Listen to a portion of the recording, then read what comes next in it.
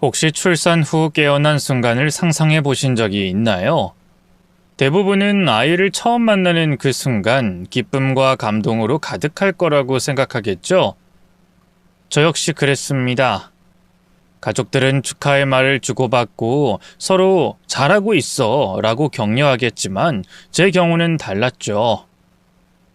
예상치 못한 교통사고로 인해 갑작스러운 출산을 했고 아주 늦게 깨어났을 때 제 마음은 혼란으로 가득 차 있었어요. 아이가 눈앞에 있었지만 흔히들 말하는 모성애라는 감정이 저에게는 찾아오지 않았습니다. 아이를 본 순간 기쁨 대신 낯설음과 당혹감이 밀려왔어요. 감동으로 가슴이 벅차야 할 순간에 저는 왜 아무런 감정도 느끼지 못했죠. 때문에 제가 겪은 이 이야기를 들려드리고 싶습니다. 제 마음속에서 일어난 그 혼란과 당혹감이 무엇 때문이었는지, 어떻게 이해해야 했는지 말이죠. 아마도 제 이야기를 들으시면 조금은 공감하실 수 있을 겁니다. 저는 현재 40대 중반의 여성이고 사건이 일어났던 것은 지금으로부터 약 9년 전의 여름이었죠. 교통사고. 솔직히 저는 그 부분을 전혀 기억하지 못했습니다. 역행성 기억상실이라고 외상이나 뇌손상, 심리적 충격에 의해 발생하는데 사고 이전의 기억들이 일부 사라져버린 거라고 하더군요. 특히 교통사고나 뇌에 강한 충격을 받은 경우 최근 몇 년간의 기억이 통째로 지워질 수 있다고 했죠. 제가 잃어버린 건 수술 후 의식을 되찾기까지 1년 전후였습니다. 불행히도 이 상실된 기억들이 완전히 돌아오지 않을 가능성도 있다고 하더군요. 뇌가 충격으로부터 자신을 보호하기 위해 그 기억들을 잠가버린 걸지도 모른다는 겁니다. 그저 제가 깨어났을 때 든 생각은 이거였어요. 내 아가는, 그리고 이 인간이 미쳤나? 였습니다. 왜냐하면 남편이 눈물까지 글썽거리며 제 손을 잡고 있었기 때문이었죠. 여보, 내가 얼마나 걱정했는지 알아? 당신 없이 어떻게 살라고 이렇게 깨어나지 않았던 거야? 내가 당신 때문에 10년은 늙었어. 병원에서 연락받고 바로 뛰어온 거라고. 갑자기 왜 이래? 내 아이는? 내 아기? 무사히 잘 태어났어. 지금 엄마가 봐주고 계시고. 당신 진짜 우리 엄마한테 잘해야 해. 우리 딸 건강하게 잘 자라고 있으니까 걱정할 거 하나도 없어. 오로지 재활만 신경 쓰면 되고. 딸? 딸이라니? 아들 아니었어? 그게 무슨 소리야? 딸이었잖아. 기억이 이상이 있다더니 정말이었어? 그럼 우리가 예전에 무슨 이야기 했는지도 까먹은 거야? 그게 무슨 소리야? 무슨 이야기래? 당신이랑 난 이혼하기로 했었잖아. 아니야. 진짜 마음이 찢어지네. 답답해서 내 머릿속이라도 보여주고 싶은 심정이야. 우리 아이를 생각해서라도 함께 잘 살아보자고 했었어. 당신도 날 용서했고 그 기념으로 우리 함께 여행도 다녀왔던 거 기억 안 나? 기억상실이라는 건 드라마나 영화에서 봤던 것이 전부였던 저였습니다. 차라리 기억이 송두리째 사라졌더라면 어떻게든 받아들이기라도 할 텐데 저는 아니었어요. 제가 기억하는 것은 불행했던 결혼 생활과 이혼을 결심했던 순간, 그리고 임신이었죠. 제가 아이를 가졌다는 걸 알았음에도 이혼을 하려고 했던 것은 남편의 외도였습니다. 어이없게도 남편은 그 흔한 거짓말조차도 제대로 준비하지 않은 채 제게 들키고 말았죠. 애초에 저런 여자와 더 살 생각조차 없었다고 봐도 무방했습니다. 늦은 새벽에 늘 걸려오는 전화에는 박 과장이라는 이름이 뜨곤 했는데 남편은 짧게는 10분, 길게는 몇 시간씩 통화를 하곤 했어요. 여보, 왜 매번 그 사람이랑 이렇게 전화를 오래 해? 그리고 왜 굳이 밖으로 나가고? 그야 일 문제니까 그렇지. 당신이 뭘 알아. 다들 이렇게 사는 거야. 나간 김에 담배도 한 대 피우면서 이야기하다 보니 그렇게 된 거지. 별것도 아닌 걸로 호들갑은. 무슨 일? 당신이 회사를 나가는 것도 아니고 그리고 일은 내가 더 많이 해봤잖아. 웃기네. 작은 회사에 다니다가 잘리고 지금은 마트 계산원 일이나 하면서. 아무리 내가 몰라도 당신보단 더 잘 알아. 내가 당신보다 훨씬 더 오래 일했으니까. 그리고 잘린 게 아니라 회사가 문을 닫은 거였어. 그게 그거지. 당신은 왜 한 번에 그냥 넘어가는 법이 없냐, 촌스럽게. 그러니까 진심으로 나도 넘어가고 싶어. 근데 당신이 비웃던 그 작은 회사에서도 그런 일은 없었으니까. 한두 번도 아니고 자정이 넘은 시간에 이렇게 통화를 하는 경우가 어딨어. 특히나 요즘엔 그런 짓 하는 회사도 없고. 박 과장이라는 사람 이름이 뭐라고 그랬지? 박준호. 그리고 이전에 다녔던 회사에서 연락 오는 거잖아. 내가 워낙 능력이 넘치는 사람이라서 이런저런 고민도 털어놓고 하는 거지. 당신은 친구도 없어? 왜 이해를 못해? 저는 그런 남편을 노려보며 말했죠. 박준호? 저번엔 박태수라며. 그 박 과장이라는 사람은 이름을 막 바꾸나 봐? 누구야? 도대체 누군데? 당신 설마 또 여자야? 여자 맞나? 아니야. 진짜 아니라고. 내가 박 과장이 2명이라 착각한 거야. 휴대폰 보여줄까? 자, 봐라. 박 과장이라고 되어 있는 사람이 둘이잖아. 보이지? 둘 다 남자야, 남자. 휴대폰 속에는 실제로 2명의 박 과장이 보였습니다. 결국 그렇게 넘어가긴 했는데 며칠 뒤 남편이 휴대전화를 놓고 씻으러 간 사이에 또다시 전화가 걸려왔고 저는 그 전화를 받았죠. 그리고 그 전화 상대의 목소리를 들었어요. 확실한 건 박준호도 박태수도 아니었고 남자도 아니었다는 거였습니다. 남편이 홀딱 벗고 나와 휴대폰을 빼앗아 끊어버리긴 했지만 분명 여자 목소리로 오빠라고 말하는 것도 들었고요. 미쳤어? 내 전화를 왜 받아? 당신 그거 의부증이야, 알아? 난 떳떳해. 기가 차서 저는 가슴을 두드리며 반박했습니다. 지금 나한테 의부증이라고 했어? 지금 이 상황에 누가 의심을 안 해? 남자라고 했잖아. 목소리가 여자였어. 당신한테 오빠라고 하는 걸 내 귀로 똑똑히 들었고. 그렇게 떳떳하면 왜 거짓말을 해? 매번 새벽이고 저녁이고 통화하는 게 여자면서 의심을 안 하는 사람이 더 이상하지. 이래도 끝까지 발뺌할 거야? 당신 바람난 거 맞지? 야, 너도 솔직히 까놓고 봐라. 내가 뭐 볼 게 있어?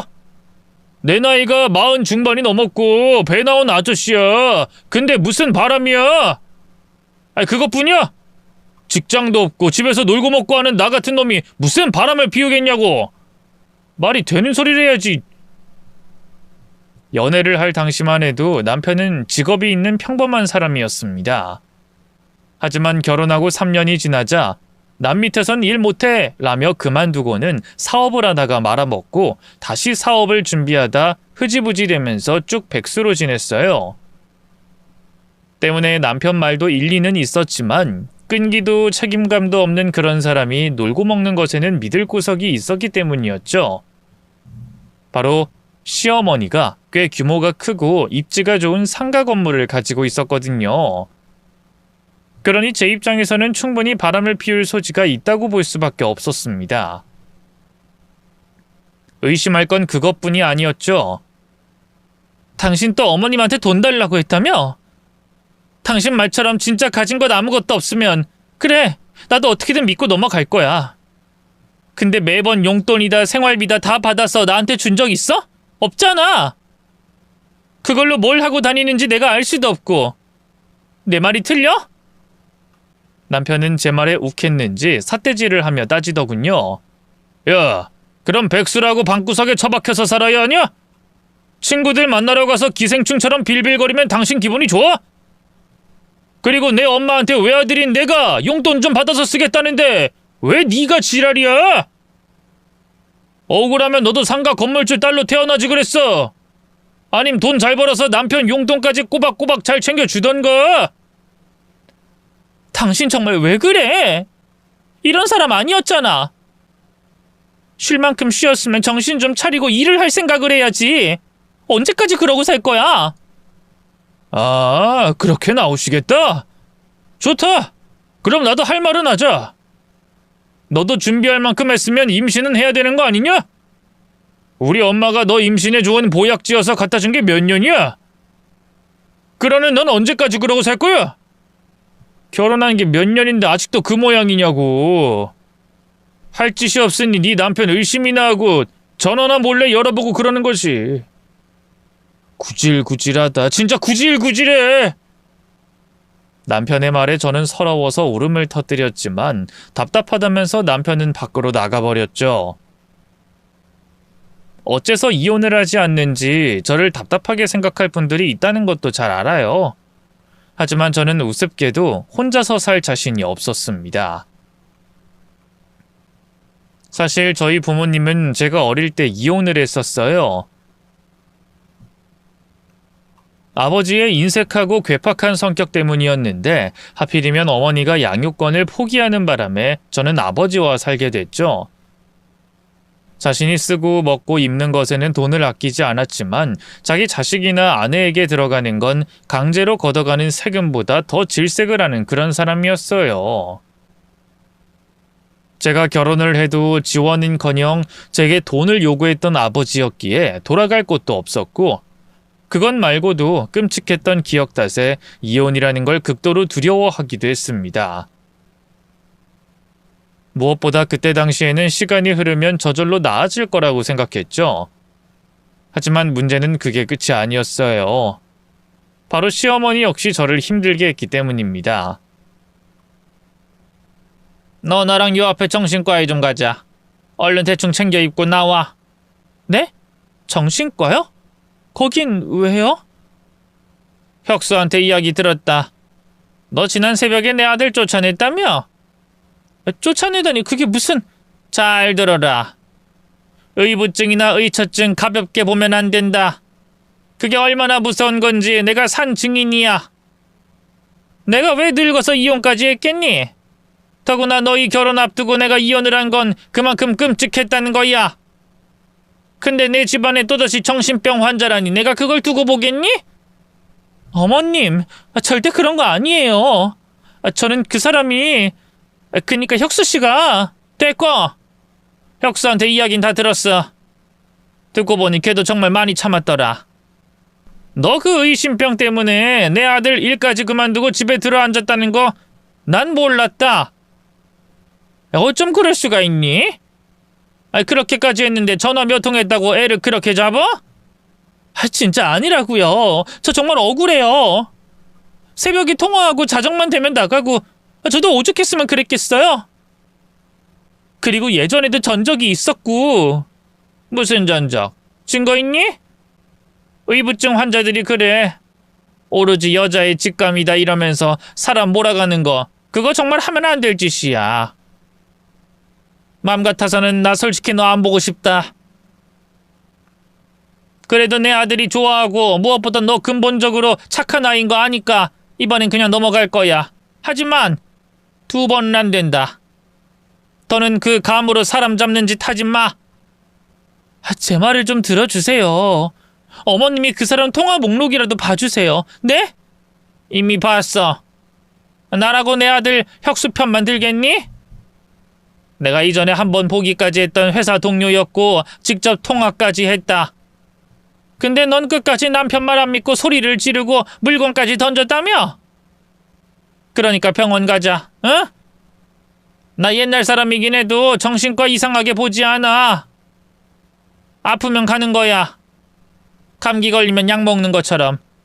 그렇게 꽉 막힌 사람 아니라고. 진짜 미치고 팔짝 뛰는 기분이었습니다.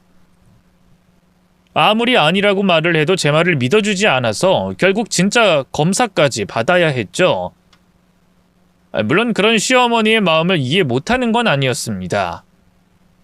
시어머니는 젊은 시절부터 시아버님의 의처증으로 아주 많은 고생을 하셨다고 들었어요. 집 밖으로 한 발자국도 못 나가게 하는 건 기본이었고 한여름에도 짧은 옷조차 입지 못하게 했다고 했죠.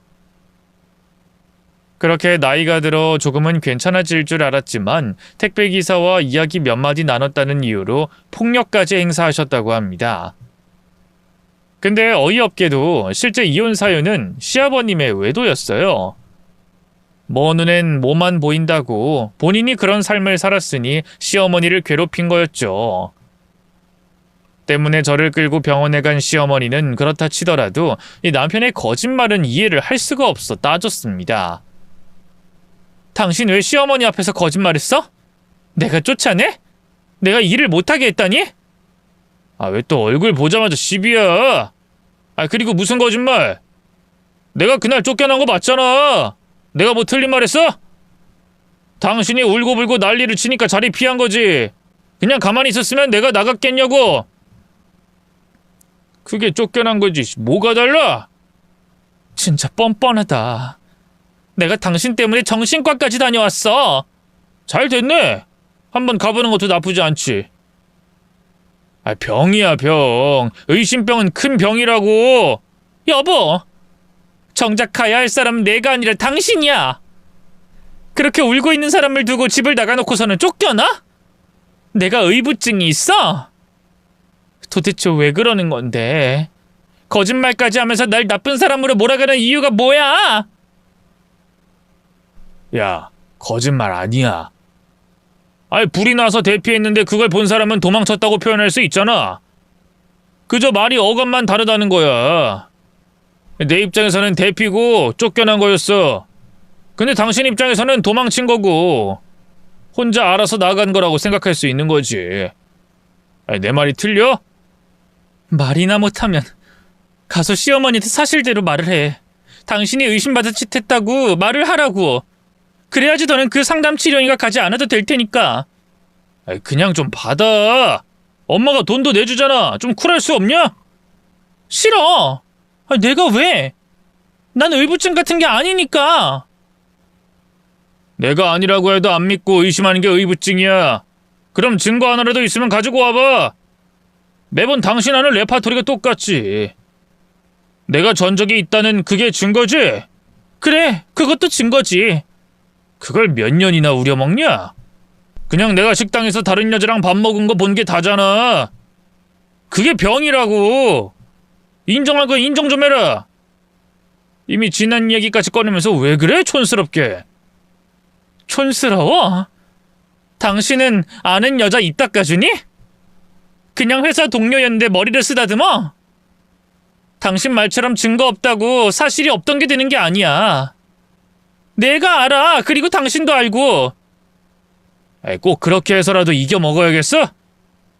그래. 그땐 우리가 젊었고 나도 30대였으니까 의심하는 거 충분히 이해해.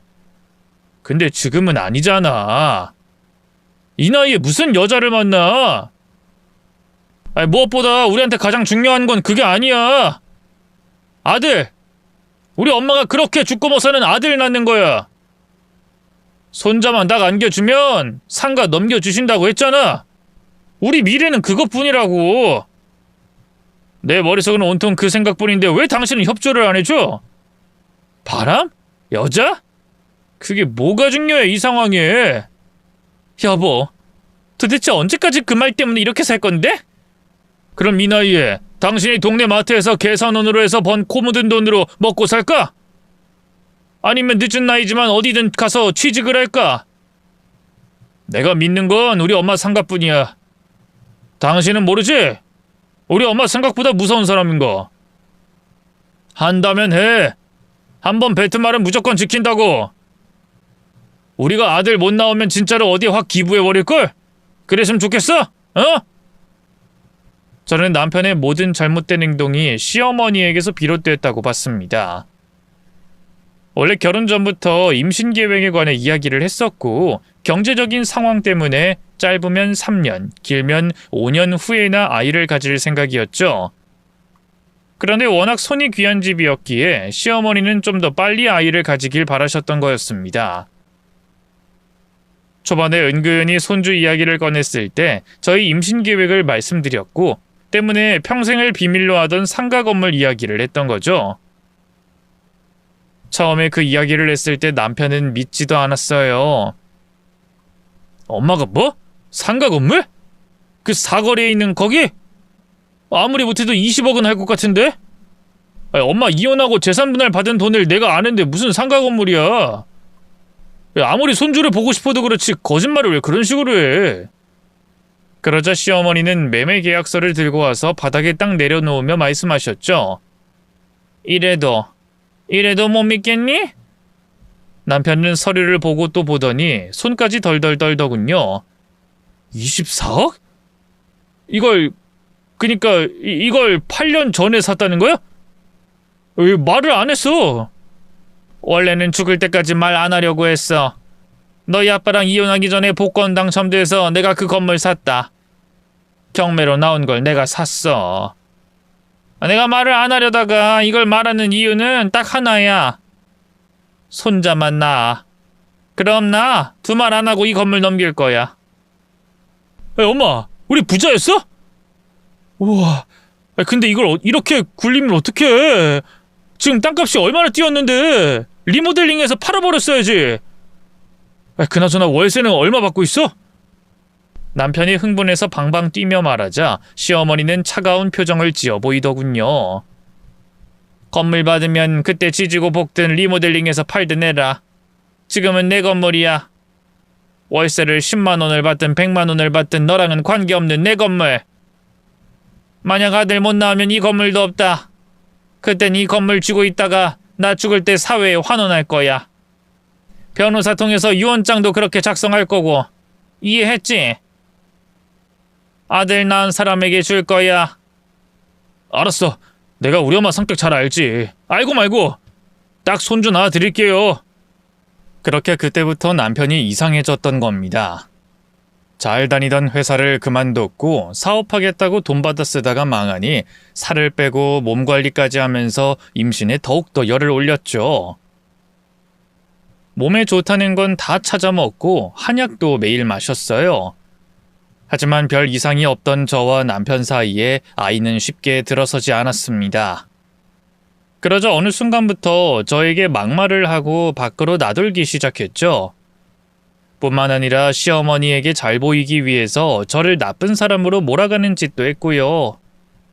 그러면서 뻔뻔하게 모든 공을 자신이 가로챘죠. 엄마 순금반지 해드려야 하니까 돈 있으면 좀 내놔봐. 우리 엄마 생신이 코앞이잖아. 왜? 내 돈으로 반지해드리고 또 당신이 번 돈이라고 하게? 제가 꼬아 말하자 남편은 한숨을 푹 쉬며 말했습니다. 뭐 어때? 내가 지금 나 하나 좋자고 그래? 내가 누구 때문에 이렇게 고생을 하는데. 병원에서야 아무 문제 없다고 하지만 솔직히 임신 안 되는 건 당신 나이 때문 아니야? 남자들이야 50이든 60이든 상관없지만 여자는 아니잖아. 그러니까 잘 보여야 뭐라도 떨어지지. 차라리 그냥 없다고 생각해. 왜 어머님 건물을 당신 거라고 생각해? 넌 그런 부모가 없으니 그러는 거지. 막상 입장 바꿔놓고 생각해봐. 준다고 하면 넌 욕심 안 날 것 같아? 그 노른자 땅을 남한테 줄 것 같냐고. 절대 못해. 당신도 위선 떨지 마. 요즘은 가지고 싶은 거 가지고 싶다. 욕심나는 거 드러내는 거 솔직하게 봐. 촌스럽긴. 그 건물만 아니었다면 저희 부부는 평범하게 그럭저럭 잘 살았을 거라고 생각했습니다. 남편이 언젠가는 이전처럼 다시 돌아올 거라고 믿었던 것도 그런 이유였고요. 제가 또렷하게 기억하는 그날도 여느 때와 크게 다르지 않았습니다. 동네 마트에서 계산원 일을 했고 퇴근 후에는 김치를 담았어요. 30포기가 넘는 배추를 다듬고 썰고 절이느라 온몸에 파스 냄새를 풍기고 있었죠. 백수였던 남편은 코빼기도 보이지 않았는데 그건 작년에도 똑같았습니다. 저 혼자 몸이 부서져라 김치를 담아두면 남편이 시어머니를 초대해 수육을 삶아주며 온갖 생색을 다 냈으니까요. 그때를 떠올리며 한숨을 푹 쉬고 있는데 전화가 울렸죠. 전화를 받고 급하게 뛰어나왔는데 유리창이 비친 제 모습은 초라하기 짝이 없었습니다. 그럼에도 마음을 굳게 먹고 그 사람과 마주했죠. 바로 박과장이란 이름을 달고 있던 여자였어요. 아무리 많아도 30대 초반 정도로 보이던 앳된 여자는 코를 막으며 말했죠.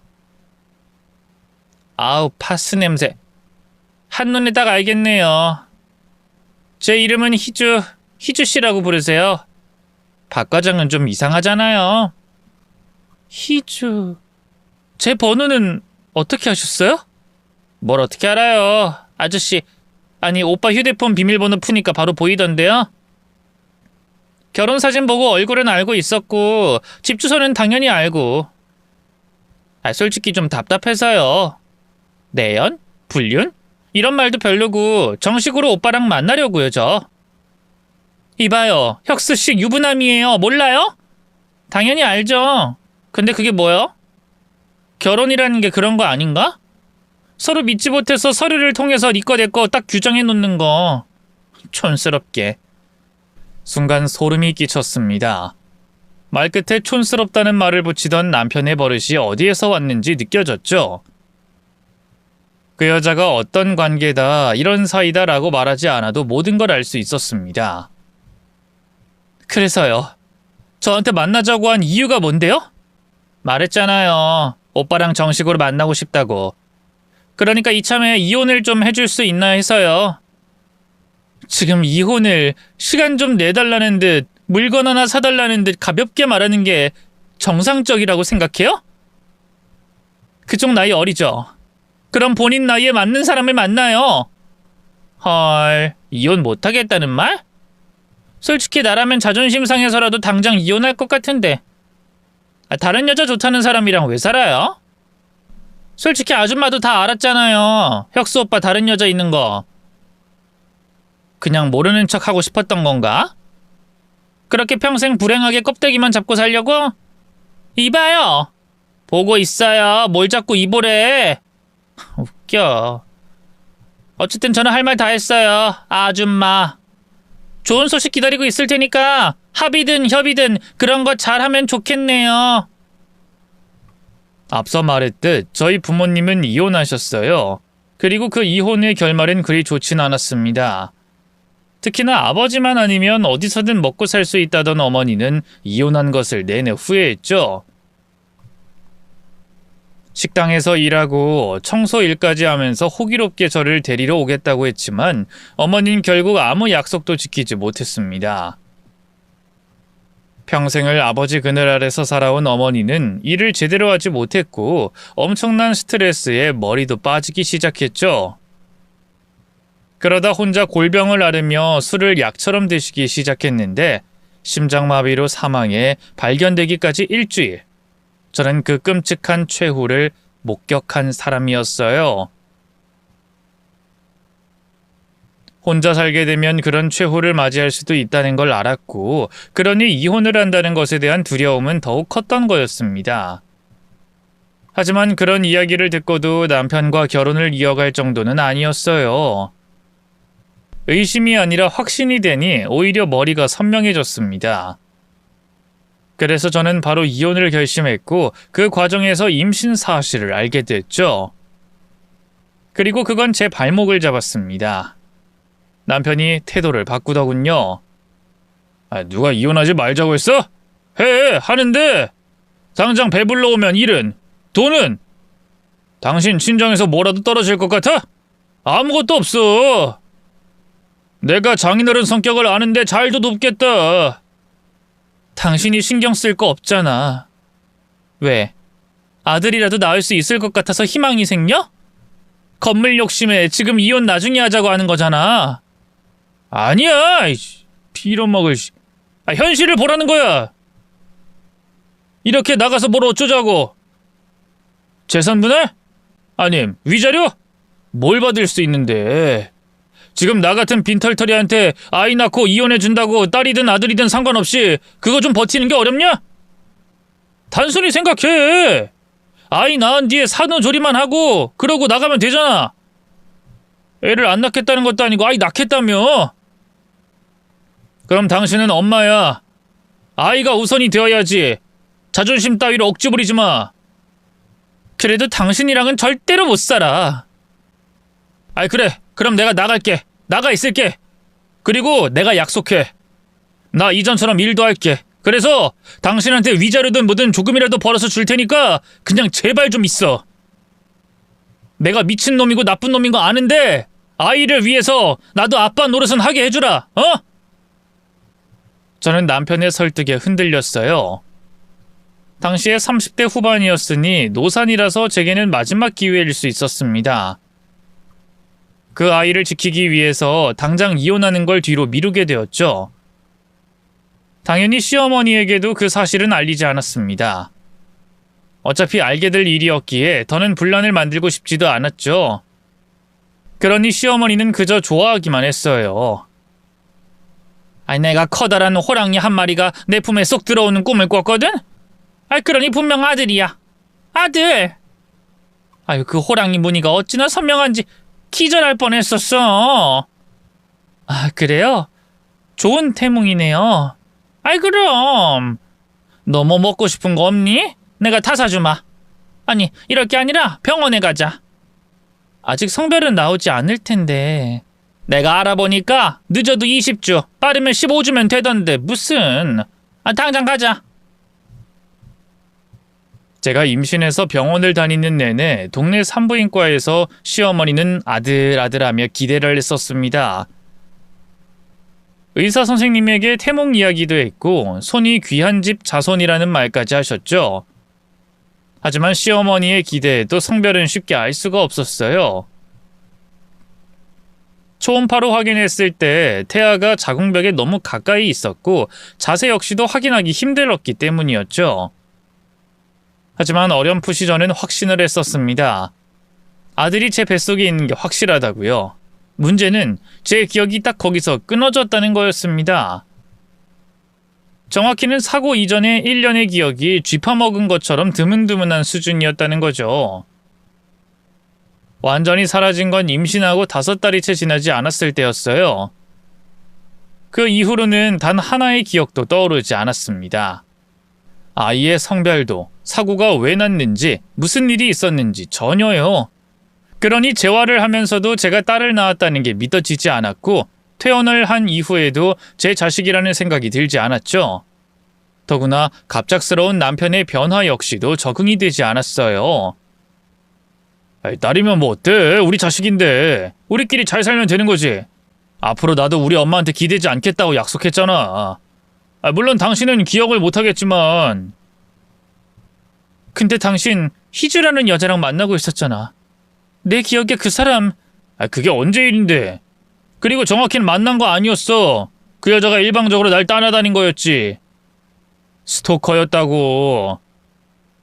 당신도 이혼한다고 의심하다가 나중에 그 여자가 정신적으로 아픈 거 알았잖아. 기억 안 나? 그래서 나한테도 미안하다고 했고. 그날 이후에 우리 많이 달라졌었어. 서로 믿음도 더 돈독해지고 나도 내 딸을 위해서 일도 다시 시작하고. 우리가 그랬다고? 그 여자가 일방적으로 당신을 따라다닌 거라고? 어어. 당신까지 힘들어할까봐 내가 얼마나 노력을 했는데. 남편이 제 손을 잡자 저는 그 손을 뿌리쳤죠. 내 기억은 그렇지 않아. 부담스러우니까 손은 잡지 마. 그래. 그럼 이렇게 하자. 당신이 좀 더 두고 봐.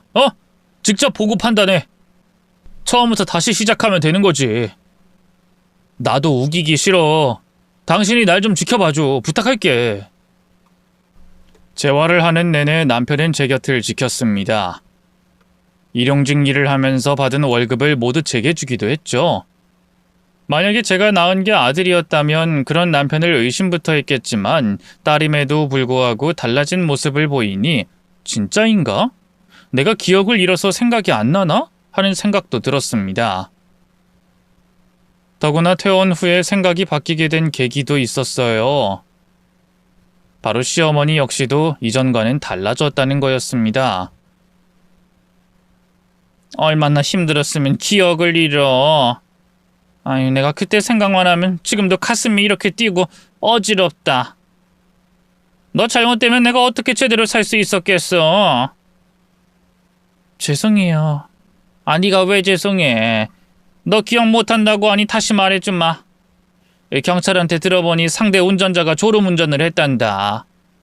네가 필사적으로 아이를 지킨다고 배를 감싸고 있었고 머리를 보호를 했어야지. 아우, 이 답답한 거사. 네가 우선이 돼야 하는데 그 와중에 내 애를 지켜? 너 이렇게 된 것도 꼭 내 탓 같아서 얼마나 마음을 졸였는지 몰라. 내가 미쳤지. 이래서 늙으면 죽어야 한다고. 정말 내가 너한테 미안하다. 미안해. 내가 너한테 정말 잘못했어. 옆에 있던 남편이 한마디 거들었죠. 우리 엄마 사고 소식 뒤늦게 듣고도 아이 있는 곳이 아니라 당신 수술실 앞만 내내 지켰어. 사고 나고 응급으로 출산하고 그 이후에 병원 옮겨서 수술 들어갔거든.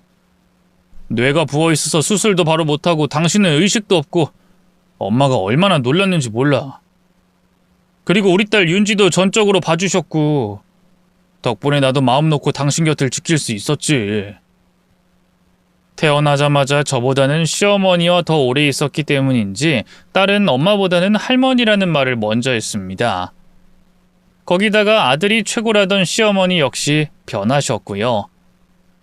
가끔씩 아들에 관한 아쉬움을 드러내곤 하셨지만 제 딸의 웃음에 더는 말을 하진 않았죠. 이거 받아라. 생활비 그런 건 아니고 용돈이야. 너 쓰고 싶은 거 써. 아버 물건이나 애 물건 사지 말고 너 하라고.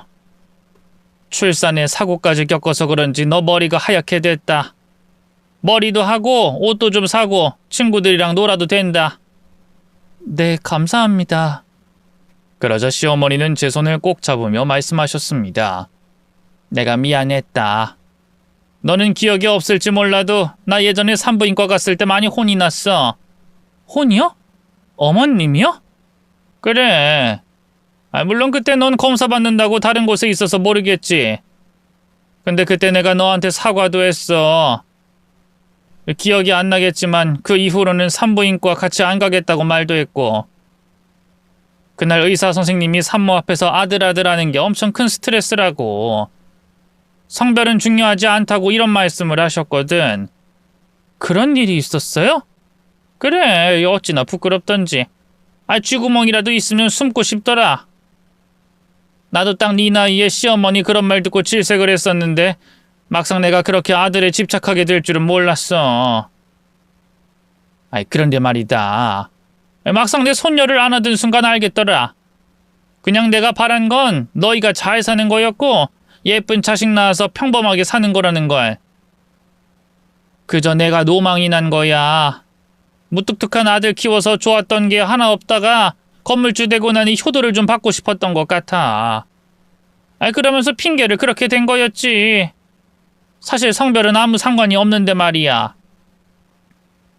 그래도 죄송해요, 딸이라서. 아니야. 생각해보니 딸이 더 좋아. 저렇게 예쁘게 잘 웃고 날 따라주는데 안 예뻐할 도리가 없지. 그냥 앞으로 너희들 잘만 살아다오. 우리 앞으로 더 잘 지내보자. 이왕이면 잃어버린 기억도 좀 떠오르면 좋고. 왜냐면 내가 그때 너랑 유독 잘 지냈거든.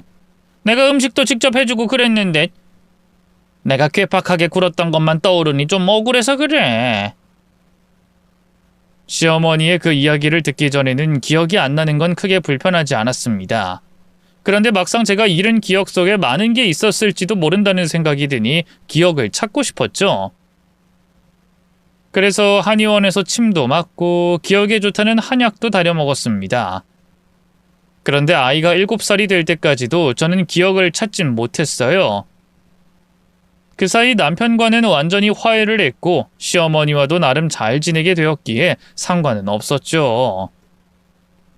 하지만 문제는 잃어버린 기억 때문인지 계속해서 느껴지는 이질감이었습니다.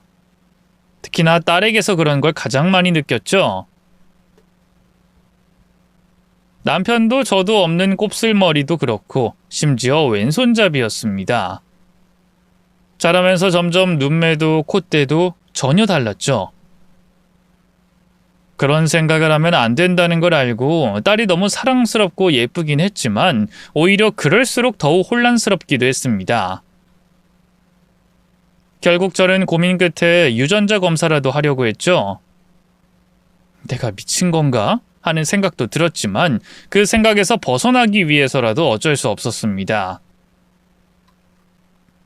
저는 유전자 검사가 가능한 병원을 알아보기 시작했고 그곳에는 눈에 띄는 병원도 있었죠.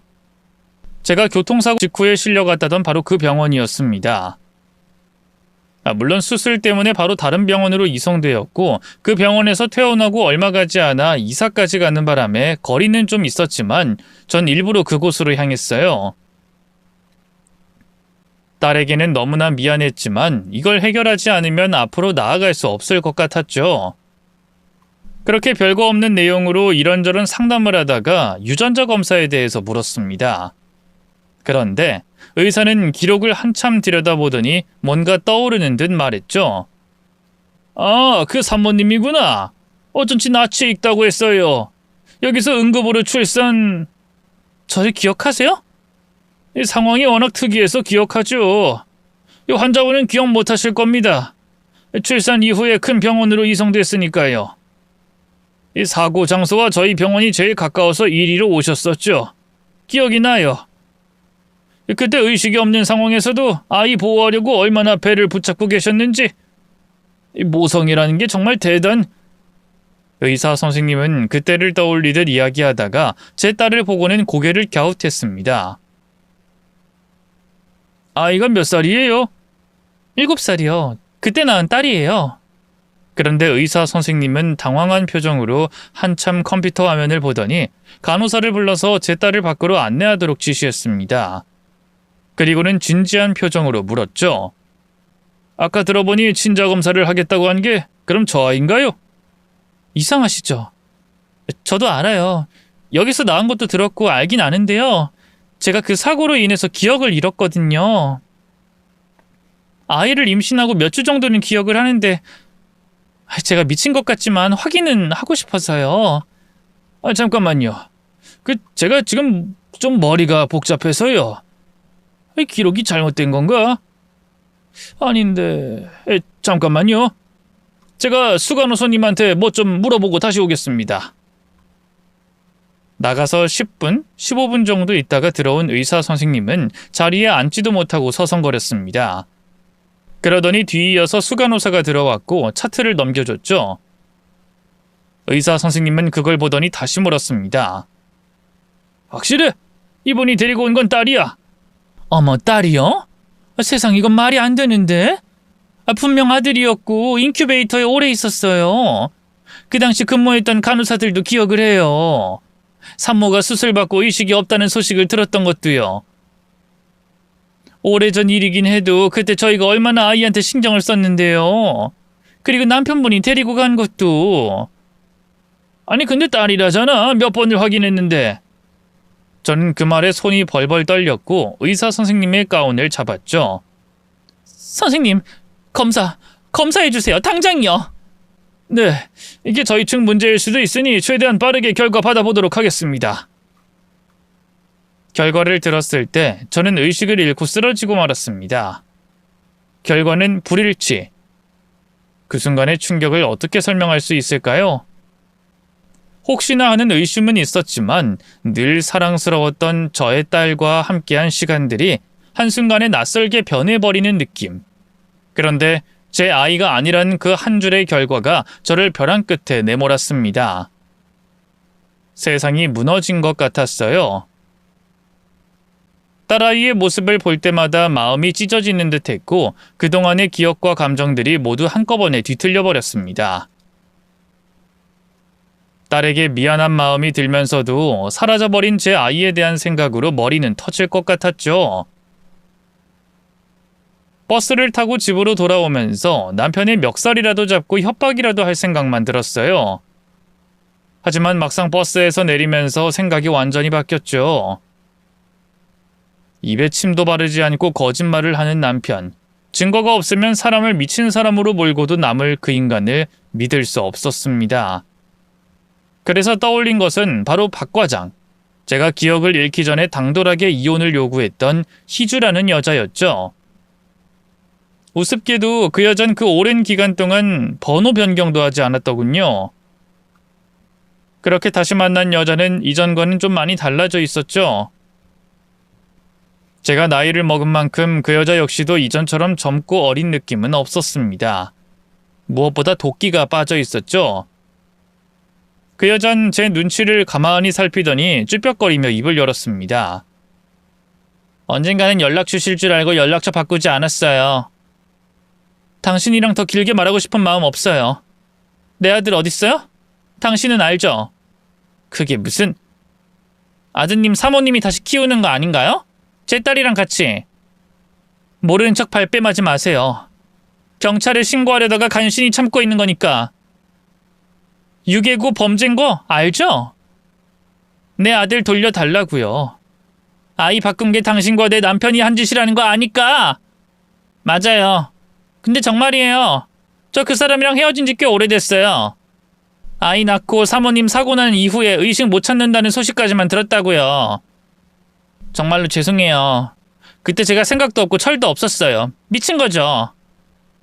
희주는 무릎까지 꿇으며 제 앞에서 눈물을 뚝뚝 흘리며 이어 말했습니다. 사모님, 다 물어보세요. 제가 아는 거 다 말씀드릴게요. 원하시면 벌도 받을게요. 처음에 그 행동에 이건 또 무슨 수작인가 했는데 희주란 여자는 자신이 벌을 받고 있다고 하더군요. 한때는 순간을 즐기며 일탈하고 원할 때 사랑을 하며 본인은 그게 자유롭게 사는 거라고 생각을 했다고 합니다. 그래서 저희 남편과도 만남을 이어갔고 그 결과로 아이까지 가지게 됐다고 했죠. 그리고 그때 제 남편이 제안을 했다고 해요. 야, 우리 엄마가 아들 낳으면 상가금을 준다고 했거든? 받아서 너랑 나랑 반반 어때? 나 결혼은 싫다고 했잖아. 애 낳으면 몸도 망가지고 절대로 싫거든? 오빠가 가져. 배도 남산처럼 불룩하니 노력하면 충분히 가질 수 있어. 야, 희주야. 장난하지 말고 일단 잘 들어봐. 결혼하고 상가 받고 이혼해주면 되잖아. 너나 나나 즐기면서 인생 사는 사람 아니냐? 우리가 백날 일을 해봐. 지금 그 건물 가격이 얼만 줄은 알아? 이왕 즐기는 거 애 한 번 낳아서 화끈하게 한바탕 해먹으면 그만이지. 그럼 애는? 뭐 우리 엄마가 키우겠지. 뭐 안 된다고 하면 고아원이라는 훌륭한 시설도 있고. 어때? 좋아. 대신 정확히 반반이야. 알았지? 그 둘은 그걸로 약속을 했고 서류까지 만들어서 보관했다고 했습니다. 그래서 희주는 제 앞에 나타나서 이혼을 요구하는 당돌한 행동을 했던 거였고요. 즉 불륜에 대한 증거라면 한 털도 남기지 않던 남편 역시 그 사실을 알고 있었을 뿐만 아니라 지시까지 한 거였습니다. 그런데 이혼 준비 과정에서 제 임신 사실까지 알게 되자 남편은 또 다른 생각을 하게 된 거였죠. 아들을 낳을 확률이 더 높아졌다고 말입니다. 희주 씨는 서류를 제게 넘기며 말하더군요. 처음에 사모님 사고 났을 때 얼마 후에 제게 아이를 데리고 왔어요. 저도 사모님이랑 거의 같은 시기에 출산을 했으니 가능했던 거죠. 그렇게 아이를 바꿨고요.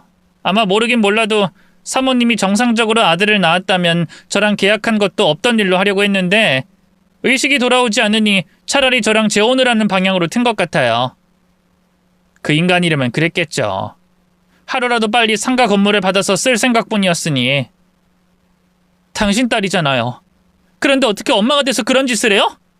말했잖아요. 그땐 정말 생각이 없었다고요. 모성애도 없었고. 아이라는 건 귀찮게만 느껴졌고요. 근데 그래서 벌 제대로 받았어요. 혁수 오빠가 저 말고 다른 여자랑 또 바람이 났거든요. 사모님이 수술하고 의식이 돌아오지 않는 그 사이에요. 놀랍지도 않네요. 저도 상처는 안 받았어요. 근데 하필 그 다음에 만난 사람을 진심으로 좋아하게 되면서 문제가 생겼죠. 친딸을 버린 벌, 남의 가정 파탄낸 벌, 사모님 마음 아프게 한 벌이 제게 내렸거든요. 저 결혼하고 얼마 안 가서 자궁암으로 자궁 드러냈거든요. 결국 그 과정에서 출산 사실도 들키는 바람에 이혼도 당했고요. 그 사람은 쓸쓸한 표정으로 웃더니 눈물을 흘렸습니다. 그래서요. 이미 벌은 받았다 이건가요? 아니요. 앞으로도 받을 거라는 말이에요. 평생을 후회하고 살 거니까요. 특히나 제 딸을 버린 대가는 그 아이가 클 때까지도 계속 받겠죠. 정말 많이 후회하고 있어요. 지금도. 설마 윤지를 달라는 건 아니죠? 그 아인 제 딸입니다. 제 아들 찾아도 그쪽한테는 절대로 안 보내요. 이름이 윤지군요. 제 주제에 무슨 딸을 달라고 해요. 솔직히 사모님에게 죄송해서 이름도 못 물어봤어요. 구박을 해도 제 탓이고 돌려준다고 해도 기꺼이 받았겠지만 오히려 제 딸이라고 해주시니 이 은혜를 어떻게 갚아야 할지 모르겠어요. 그러니 대신 제가 아드님 어디 있는지 찾아드릴게요. 무슨 수를 써서라도 반드시 찾아드릴게요. 아주 작은 사죄로 받아주세요. 제 딸 지금까지 잘 키워주신 것만으로도 너무너무 감사합니다. 뭐든 할게요. 정말 뭐든. 희주 씨는 자신이 가진 돈을 대부분 털어서 제 아들의 행방을 찾았고 얼마 안 가서 한 고아원에서 자라고 있었다는 걸 제게 알려줬습니다. 하지만 법적인 절차가 너무 복잡하고 서류상으로 제가 친모라는 것을 증명하는데 너무 많은 시간이 걸린다는 답변을 받게 됐죠. 그런데 다행히 아동복지센터에서 제 사정을 알게 된 담당자분이 판결이 날 동안만이라도 저희 집에서 함께 지낼 수 있도록 손을 써주셨습니다. 문제는 남편과 함께 사는 집에 아이를 데리고 가기가 힘들었다는 거였어요. 그래서 제가 선택한 것은 시어머니의 집이었죠. 딸 윤지는 친구 집에 맡겼고 제 아들만 데리고 그 집으로 간 겁니다. 그리고 저는 시어머니에게 그간 있었던 모든 걸 다 이야기했고 희주 씨가 가지고 있던 계약서를 증거로 내밀었죠. 너무나 장난스럽게 상가 건물을 팔아서 각각 절반씩 나눠 가진다라는 내용이 담긴 조잡한 서류였지만 남편의 못난 글씨체를 한눈에 알아보시더군요. 이게 사실이야? 그럼 이 아이가 내 손자? 네. 증거가 더 필요하세요? 어머님 증거 좋아하시잖아요. 아들, 혁수 불러와라. 네, 불렀어요. 아까 오면서 이미요. 어차피 이렇게 된 거 저는 이판사판이었죠. 애초에 시어머니 역시도 제 편이 되어줄 거라고 믿지 않았어요. 증거를 내밀어도 또다시 자기 아들을 감싸기만 할 거라고 생각했습니다. 사고 이후에는 좀 달라졌을지 몰라도 이번 일로 제 기억만이 유일하게 믿을 수 있는 거라고 판단했거든요. 역시나 남편은 헐레벌떡 뛰어와서는 변명을 늘어놨습니다. 아니야 엄마. 저 사람 기억 온전하지 않은 거 알잖아. 무슨 내가 그런 짓을 해. 내가 아빠야? 엄마는 알잖아. 의부증이라는 게 한 번에 안 고쳐지는 거.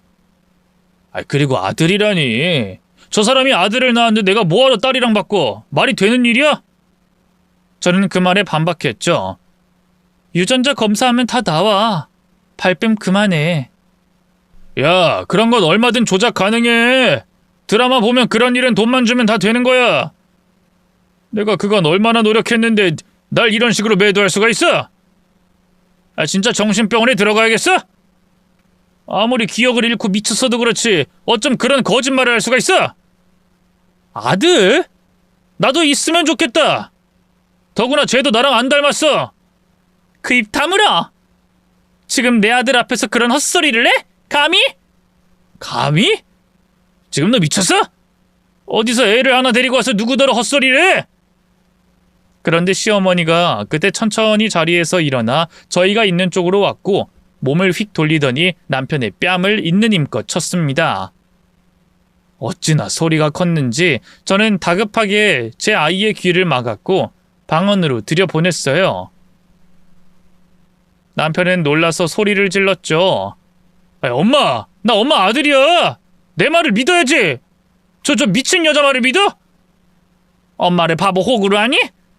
그래도 널 믿고 싶었다. 아니, 적어도 반성은 할 줄 알았어. 널 부른 건 애초에 네가 지금이라도 잘못했다고 빌길 바랬기 때문이야. 내가 자식을 잘못 키웠네. 의처증 걸린 네 아빠 때문에 내가 어떤 고생을 하고 수모를 겪었는지 두 눈으로 보고도 내 며느리한테 그런 짓을 해? 그것도 모자라 자기 아들을 고아원에 버려? 엄마, 진짜 난 억울해. 정말이야. 아들이라니. 엄마도 봤잖아. 딸이야. 내 자식은 딸 윤지 하나라고. 엄마도 윤지 예뻐했잖아. 윤지는 예쁘지? 근데 피는 못 속이는 거야. 어쩜 그렇게 뻔뻔하게 거짓말을. 아이 좋다. 건물 상가 약속처럼 주마. 그러니까 지금이라도 잘못 털어놓고 빌어. 아니면 너 내가 죽어도 아무것도 못 받는다. 병원 갈 거야 지금이라도 당장.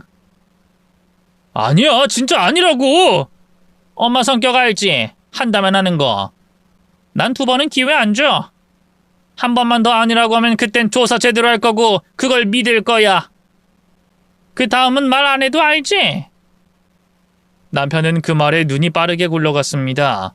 정말로 그 커다란 머릿속에 있는 작은 뇌가 굴러가는 소리가 들리는 것 같았죠. 그러더니 털썩 무릎을 꿇고 빌더군요.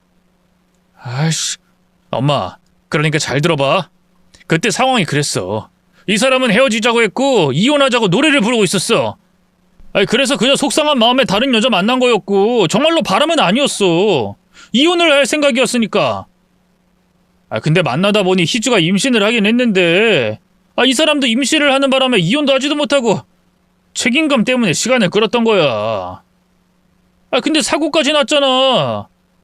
그래서 난 정말 이 사람이 죽을 거라고 생각했어. 그래서 내 아들 희주랑 내가 키우면 되겠다고 판단했던 거야. 근데 이 사람이 갑자기 깨어났고 시간이 붕 뜨고 희주는 나랑 헤어지겠다고 난리를 부르고. 남편이 슬쩍 눈치를 보며 머뭇거리자 시어머니가 재촉했죠. 그래서 고민을 했는데 엄마가 윤지를 좋아하는 것 같고 꼭 굳이 아들이 아니라고 해도 괜찮겠다 싶었어. 괜히 다 늦어서 아들 데리고 나타나면 오히려 일이 커질 것 같으니까. 그래서 고아원에. 잘못했어 엄마. 진짜 내가 미쳤었어. 근데 상황이 그랬잖아, 상황이. 미친놈. 너 정말 미쳤니? 어떻게 아빠가 돼서 그런 생각을 해? 어쨌든 솔직하게 말했잖아. 지금도 충분히 반성은 하고 있고. 그리고 엄마는 내 편이잖아. 나 엄마 아들, 그리고 외아들인데. 그냥 실수였다니까? 실수라고. 누구나 한 번은 실수하잖아. 그러니까 약속은 지킬 거지? 약속? 건물 준다는 그거? 내가 이제까지 얼마나 엄마한테 잘했어. 그건 맞잖아. 그리고 어쨌거나 아들도 낳았고. 그래, 약속은 약속이니까. 내가 한 입으로 두 말하는 사람 아닌 건 알잖니? 그 말에 저는 시어머니에게 소리를 질렀습니다. 어머님! 남편은 우는 척 고개를 숙였지만 입은 찢어지게 웃고 있었고 저는 그 모습에 화가 나서 남편을 발로 차고 뺨을 때렸죠. 그러자 시어머니가 저희 둘 사이에 서서는 말씀하셨습니다. 아들 낳았으니 건물 주마. 너, 내 며느리 앞으로. 네? 저요? 그래, 내가 말했잖니. 아들 낳으면 주겠다고. 아들을 누가 낳았어? 며느리인 미선이 네가 낳았지. 내 아들이 애를 품어서 낳을 순 없잖아. 난 약속은 반드시 지키는 사람이고.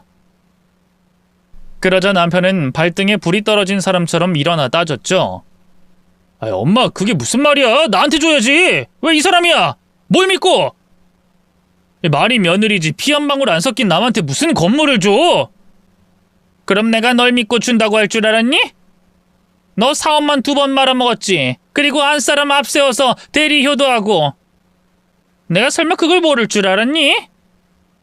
내 속에서 내가 낳은 자식이 넌데 내가 그걸 모를까? 무능하고 무책임해도 내 아들이라고 믿고 기다렸던 거였어. 근데 이전에 네 아빠가 하던 짓을 그대로 하는 너한테 내가 뭘 더 해야 하니? 약속했잖아, 나한테 주기로.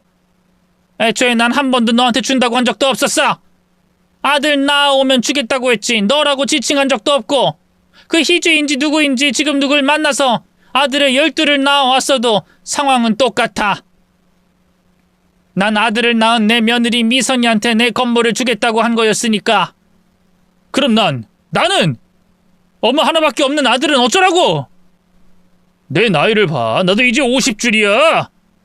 어쩌긴 지금처럼 열심히 돈 벌고 그렇게 혼자서 살아야겠지. 내 도움은 기대하지 말고 혹시나는 하지 마라. 은근슬쩍 들어올 생각도 말고. 난 아들 하나 없다고 생각하면 그뿐이야.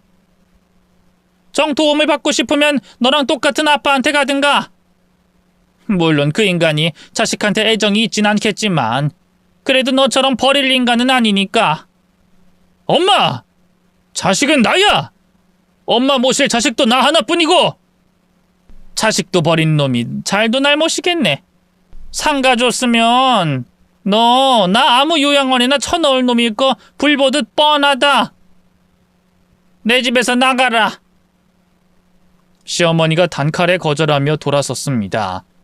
이전에도 남편은 늘 자신의 어머니가 한 입으로 뱉은 건 반드시 지킨다는 것을 두려워했었어요. 그러니 남편은 빌어야 할 상대를 바꿔서 제 바짓가랑이를 잡고 매달렸죠. 여보, 내가 미안해. 내가 죽일 놈이었어. 그래도 나 당신한테 잘했잖아.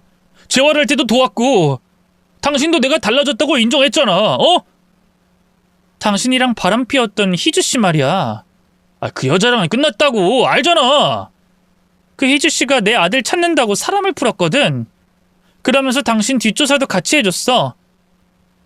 그러니까 당신이 지금도 다른 여자랑 만나고 있는 거 알고 있다는 뜻이고. 헤어질게. 헤어지면 되잖아. 뭐 그럼 진짜로 나랑 이혼이라도 하겠다는 거야? 당신 이혼 같은 거 못하잖아. 예전에도 말했잖아. 이혼하는 거 무섭고 외로워서 못할 것 같다고. 그랬지. 혼자 쓸쓸하고 외롭게 죽는 게 무서웠어. 근데 같이 있어도 똑같이 외로운데 내가 더는 뭘 두려워하겠어? 그리고 이제 내 곁엔 내 아이들이 있어. 당신은 필요 없고. 여보, 제발. 왜 이래? 당신 쿨한 거 좋아했잖아. 이러지 말자, 촌스럽게. 시어머니는 정말 대단한 분이었습니다. 본인의 아들이었음에도 강경한 태도로 남편을 쳐냈고 실제로도 남편은 그 집에서도 쫓겨났죠. 뿐만 아니라 혹시나 자신이 죽은 뒤에 유류분 반환 청구 소송, 즉 자신의 어머니에 대한 유산을 요구하며 제게 소송을 하게 될 것을 대비해서 법적인 조치까지 모두 끝냈습니다. 여기에 더해서 엄청난 증여세까지 감당하면서 결국 제게 명의 이전까지 해주셨죠. 저는 그걸 계속 뒤로 미루려고 했지만 시어머니는 이렇게 말씀하셨습니다. 나이가 더 들면 치매가 왔다는 둥, 억지로 그랬다는 둥, 내 아들이 나한테 할 짓은 뻔해. 그러니까 정신 멀쩡할 때 병원 검사 싹 다 받아서 제대로 유언장 공증까지 하는 게 현명하다. 그래도 너무 성급하세요. 사람들이 그러는데 죽기 전까지 들고 있는 게 좋다고 했어요. 널 못 믿은 내가 이런 말을 하니 좀 그런데 난 널 믿는다. 무엇보다 나 건물 말고도 돈 많이 있어. 그간 받은 월세 수익도 있지만 당첨금으로 건물만 산 건 아니니까. 그간 고생 많았다. 못난 CM이랑 남편 아래서 내가 너한테 죗값 치른다고 그렇게 생각해. 결국 저는 남편과는 이혼을 그리고 제 아들에 대한 친권을 회복했고 무사히 함께 살게 됐습니다. 아들은 시간이 꽤 흐른 아직까지도 낯설어하긴 하지만 그래도 딸 윤지가 많이 도와주고 있어요. 그리고 시어머니도 저희와 함께 살게 됐죠. 오히려 이전보다 더 북적거리고 정신이 없어서 외로운 건 전혀 느끼지 못했고요. 아마도 저처럼 어떤 이유로든 이혼을 망설이는 분들이 많을 거라고 생각합니다. 멋지게 이혼을 요구할 수 있는 사람들도 있겠지만 각자의 상처와 두려움으로 인해서 제대로 판단을 내리기 힘든 경우가 일반적이라고 생각해요. 그러니 넌 자존심도 없냐? 그런 취급을 받으면서 왜 이혼하지 않냐와 같은 설령 너무 친하고 안타까워서 하는 말이라고 해도 그런 말도 하지 않으셨으면 좋겠습니다. 그 말은 용기를 주는 게 당사자 스스로를 갉아먹는 말일 뿐이거든요. 자존감은 계속해서 낮아지고 이혼도 못하고 참고 사는 자기 자신을 증오하게 되죠. 하지만 적어도 저와 비슷한 상황이라면 확실하게 할 수 있는 조언은 하나 있습니다. 저 역시도 어디선가 들었던 말이죠. 특히나 자신의 가족보다는 다른 누군가를 찾고 자신의 자식보다 돈을 우선시 여기는 경우가 자신의 배우자라면 바람과 돈은 그들에게 맛있는 음식 같은 겁니다. 또 그들에게 가정은 맹맹한 병원 음식 같은 거고요. 그런 인간들은 한두 번 혹은 몇 달은 건강을 위해서 참다가도 결국엔 또 맛있는 음식을 찾게 될 겁니다. 보다 더 자극적이고 고급스러운 음식을 말이죠. 그러니 사는 내내 의심을 하게 될 거고 불안해해야 할 거예요. 왜냐하면 길거리에 널린 게 맛있고 새로운 음식이니까 말이죠. 저는 이 말 때문에 이혼에 대한 두려움을 극복했습니다. 그리고 지금도 후회하지 않아요. 왜 일찍 하지 않았을까라는 후회도 하지 않습니다. 왜냐하면 고민하고 힘들어했던 모든 과정이 있었기에 지금의 제가 있고 제 딸인 윤지도 만날 수 있었던 거라고 생각하게 됐거든요. 비록 제 아들이 그 과정에서 많은 상처를 겪었지만 그건 역시도 제가 살아가면서 차차 해결해야 할 문제라고 생각하고 있습니다. 어차피 벌어진 일을 없던 걸로 할 순 없고 결국에 해결책은 앞에 있는 거니까요. 비록 현재까지도 제 잃어버린 기억은 돌아오지 않았지만 대신해서 앞으로의 시간을 더 의미 있게 채워가려 합니다. 끝으로 저희 가족 많이 응원해 주시면 감사하겠네요. 모두 행복하셨으면 좋겠습니다.